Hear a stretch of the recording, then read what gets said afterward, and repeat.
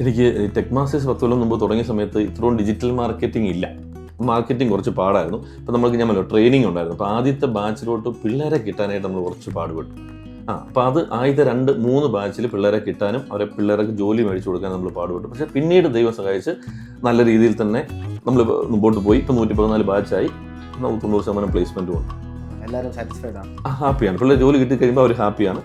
അതുപോലെ തന്നെ സീക്രട്ട് ഗാലറിയിലാണെങ്കിലും നമ്മൾ ആദ്യം ഒരു ലക്കി ഡ്രോ വെച്ചു റിസോർട്ടിൽ. ആ ലക്കി ഡ്രോയിൽ വന്ന ഫാമിലി വേറൊരു ഫാമിലിനെയും കൊണ്ടുവന്നു. അങ്ങനെയാണ് അവരാണ് നമ്മുടെ ഫസ്റ്റ് കസ്റ്റമർ ആയിട്ട്. അപ്പം ബൈ വേർഡ് മൗത്ത് ആണ് സാറിന് പ്രൊമോഷൻസും അതുപോലെ തന്നെ ആൾക്കാർ പറഞ്ഞു തന്നെയാണ് വരുന്നത്, അല്ലാതെ വേറൊരു അഡ്വർടൈസ്മെന്റ് അല്ല. കൂടുതലും ഓവർ ദ മൗത്ത് ആണ്. കാരണം അവരാണെങ്കിൽ നമുക്ക് കൺവേർട്ട് ചെയ്യാൻ എളുപ്പമുണ്ട്.